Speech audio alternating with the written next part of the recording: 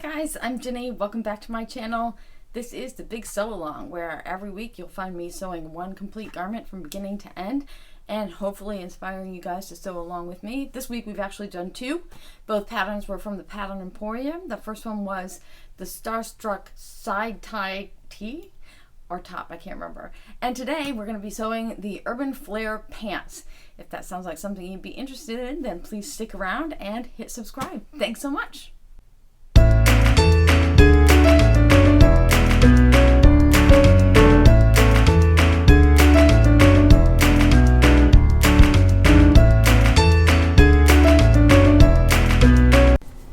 Hi guys, welcome back to the Big Sew Along. I'm Jenny, and today we are going to make a pair of pants to go with the Starstruck side tie top that we made in our last video, which was Tuesday. That pattern was from Pattern Emporium. The pattern we're going to use today is called the Urban Flair Pant Collection, also from Pattern Emporium. This is a knit pant, and you have options, which are full length, crop length, wide leg, flare, or tapered. You can also add a pocket to this. I'm not going to be adding a pocket to this. I'm using a rayon spandex jersey, and a pocket in that is not going to be very useful for anything.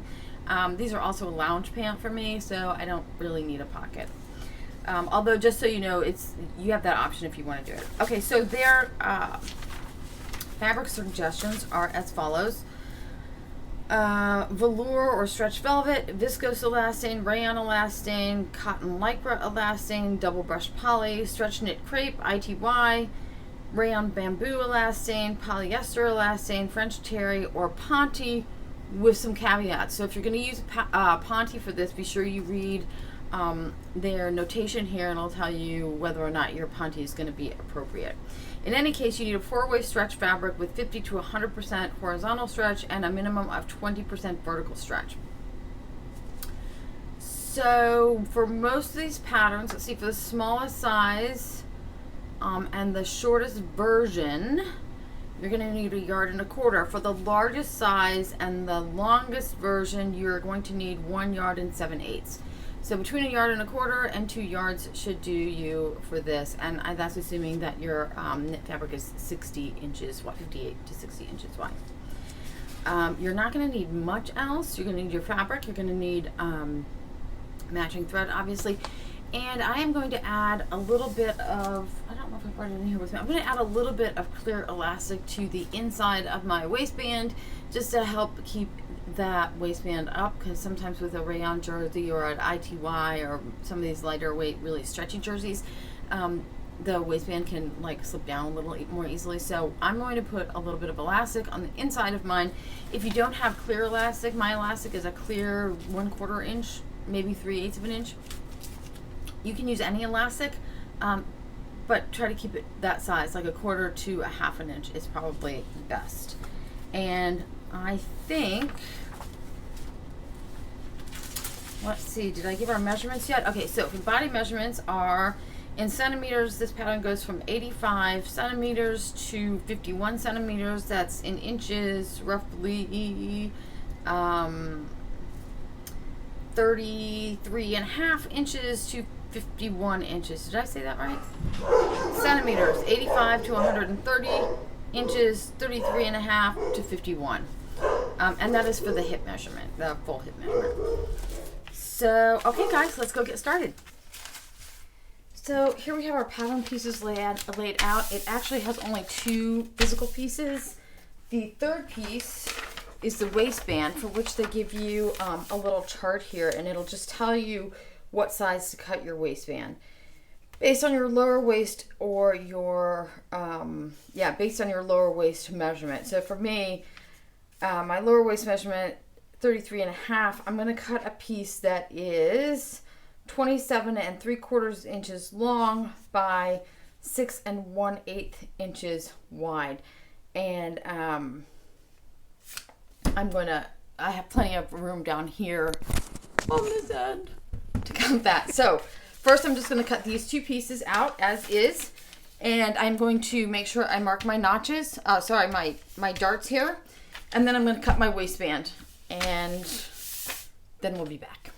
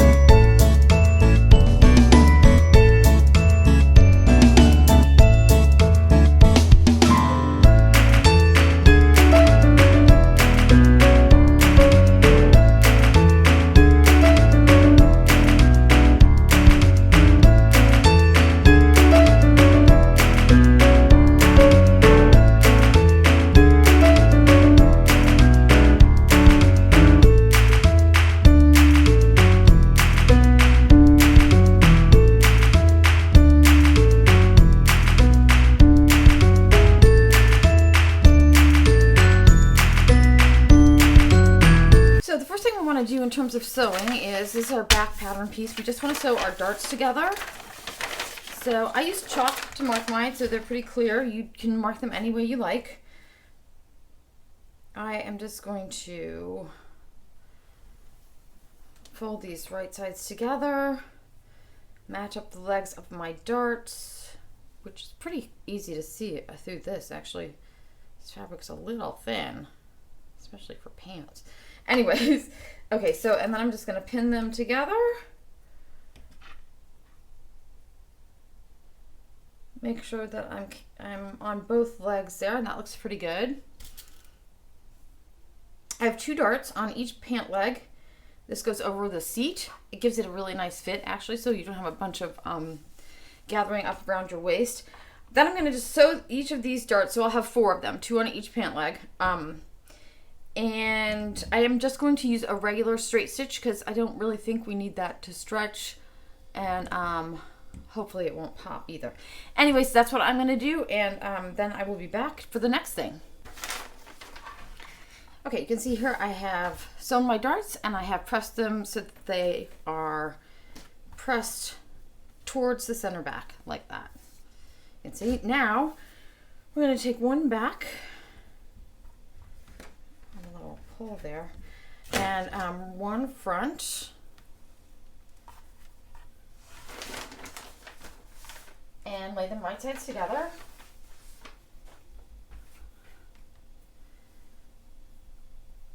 And we're just going to pin them all the way down the outside seam.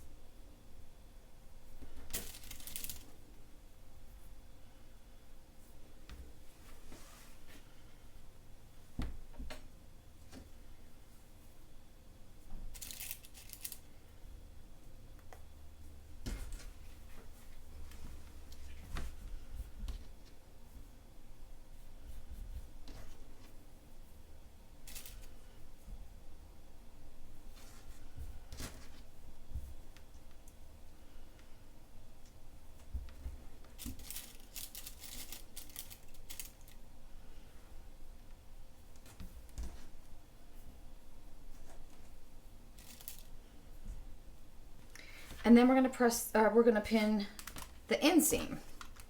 So just make sure your seams are matching up. I'm sure that there was a notch on this inseam somewhere that I missed. Let's see.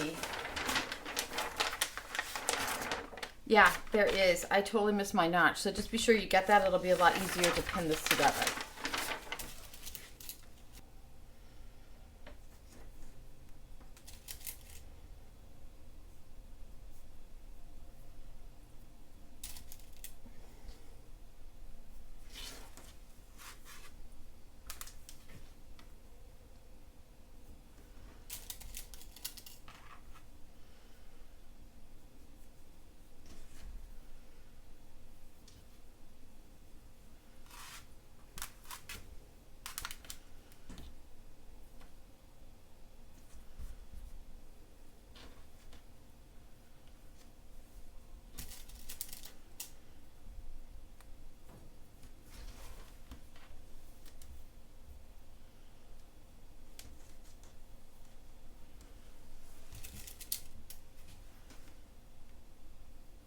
Okay, we're gonna do that exact same thing on the other leg. Make sure your pieces are faced right sides together. Get the inseam and the outseam sewn together.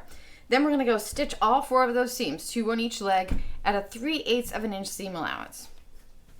I am going to be using a serger for mine, but you don't need to use a serger if you don't have one, or if you just don't want to use one. I would recommend using some sort of a stretch stitch though on your regular sewing machine, and a ballpoint or a jersey needle or a stretch needle. Any of those would work. All right, so I'm gonna go get these sewn together and then we'll be back. So here we have our 2 pant legs. I'll pin this over so you can see the bottoms, maybe. Yeah, there you go. This is the top. These are both sewn together now, and our seams are pressed towards the back on each pant. Now we need to sew this crotch seam. I always do it by putting one leg inside the other and sewing them together. That way, I just think it's the easiest. It's the way I learned in 7th grade, and it's the way I've always done it since. The way I like to get those together, though, without messing around too much, is just to put them next to each other, stick my hand into one leg all the way down. You can see like this. I'm going to grab both pant legs here at the bottom and then just turn them right side out. You'll have both pants together. And they should be pretty close to in the right place. Yeah. So that's my whatever seam right there. And it's going to match right up with my crotch seam there. Now I'm just going to put a few pins around this seam. And again, we're going to sew this with a 3/8 inch seam allowance.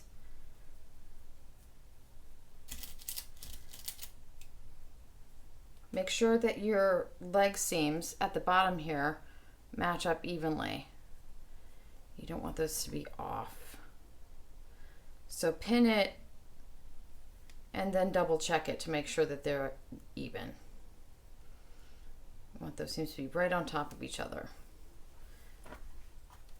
Not quite getting it.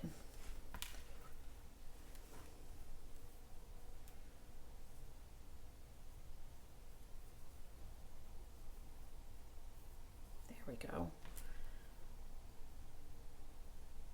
All right, so pin those the rest of the way around. And then we're just going to sew that whole crotch seam starting here around the curve and back up the back side at 3/8 of an inch seam allowance. And then I'm going to press mine with the right side over the left, and then I will be back and we will put on our waistband. And believe it or not, we're almost finished with these pants. So this is what our pants look like so far. You can see our darts on the back.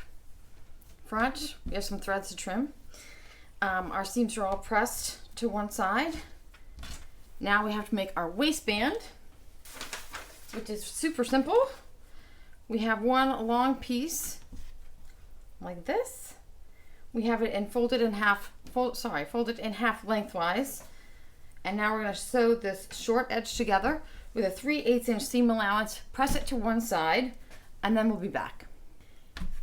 So here we have our waistband. That's our center back seam sewn and pressed to one side. This is the wrong side of the fabric.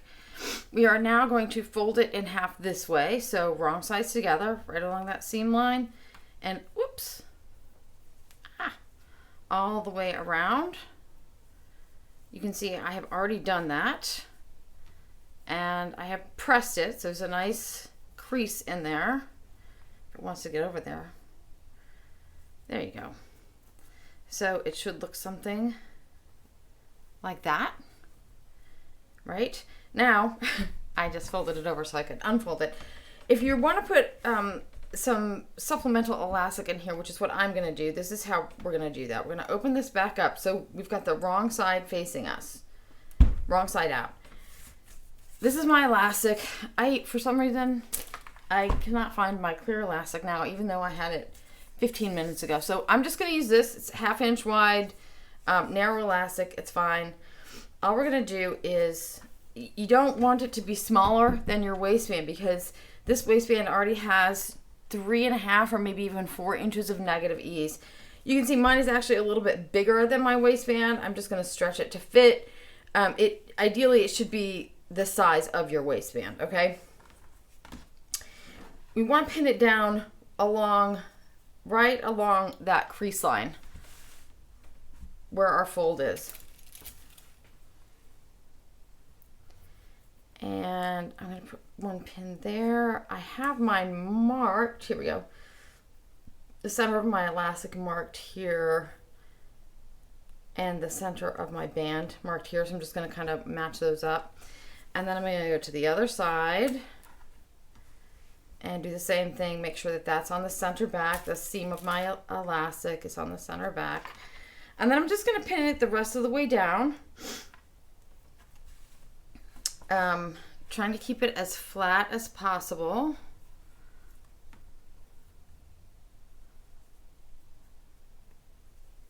I'm not doing a very good job here on the camera, but anyway, I think you'll get the idea. Okay, so we're going to pin it down just like that, right along the crease line, all the way around.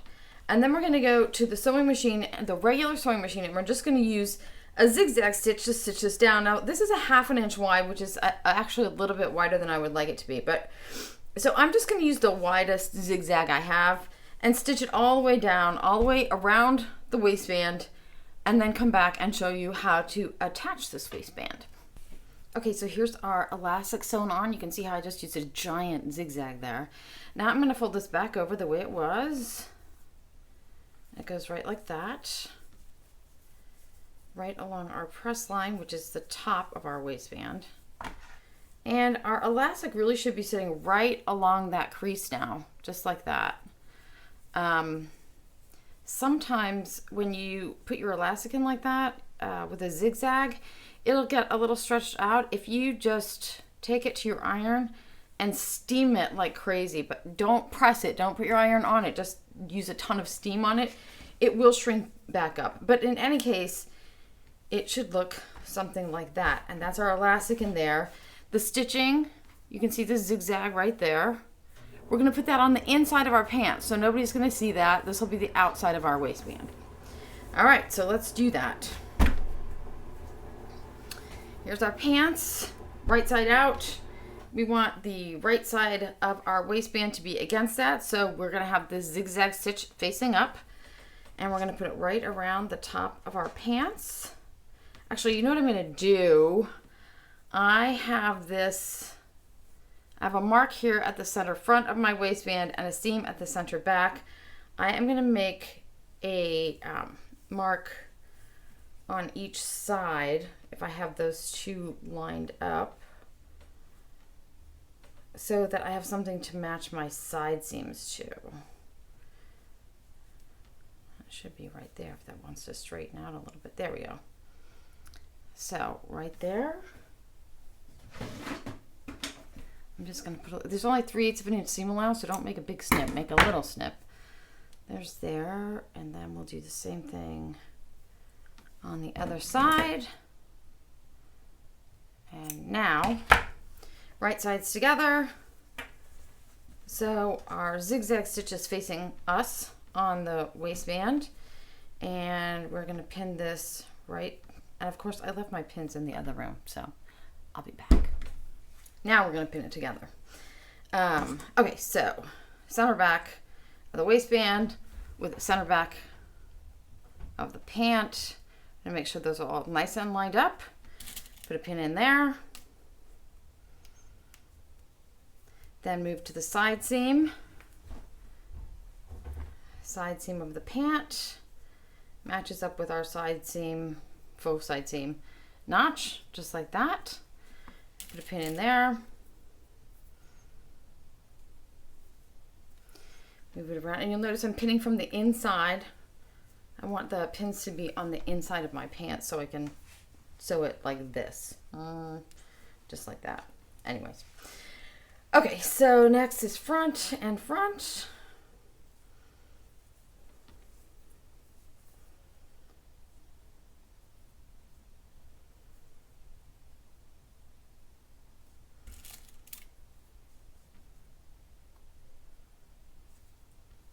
And then one last side seam with our last side notch,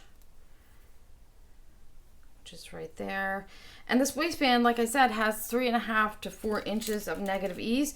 So it's not gonna fit exactly around the waistband. You're gonna have to stretch it as you sew, which is perfectly fine, but you may want to add a few more pins in there just to make it a little bit easier to match up when you get to the sewing machine, okay? So just finished pinning, however many pins you need to pin. Sew that on at a 3/8 of an inch seam allowance.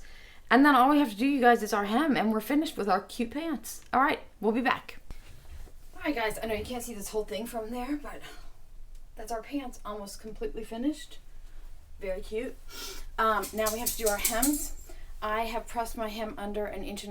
I just like a little bit heftier hem in a lightweight pant.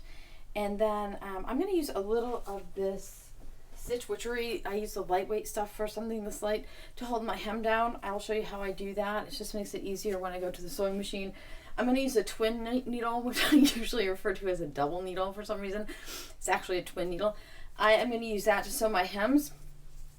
If you have trouble or need help getting your twin needle together or getting it set up, check our last video from Tuesday. I did a little clip in there on how to set it up. All right, so let me get a video over to the iron here. Okay, you can see I have my hem press up here. This is my Wonder Under. I think this is actually 5/8 of an inch. Doesn't have to be that wide. It could even be wider if you want it to be. I just lay it right here where my top of my hem is going to be. Make sure it's under there so you don't get that with your iron. Give it a press. That will hold your hem in place as you're stitching, and it will also give you a little bit of stability so that your stitches will come out a little more evenly. And oftentimes when you use a twin needle, you'll get what's called channeling. You'll get that little raised lump between the 2 rows of stitches.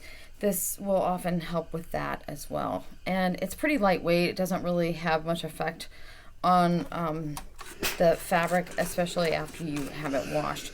But I do recommend not using the heavier weight because sometimes it can make your hem a little crunchy if it's too heavy for your fabric. Okay, so you guys, I'm just going to finish this up. I'm going to finish pressing my Wonder Under into both of my hems, and then I'm going to flip my pants over and use my twin needle to top stitch all the way around the hem, and then we will be finished. Okay guys, that's it for this week's sew alongs, both of them. I know you can't see my whole pants in this picture. I will go outside in just a minute and take some pictures, full pictures, so you can see the whole thing together. I just want to thank everybody for joining me for this first week of sew alongs. It's been really fun. I hope you guys have had fun as well. Next week, I think we're going to try to do 2 more sew alongs, if we can get through them. Until then, thanks again, and I will see you guys next week.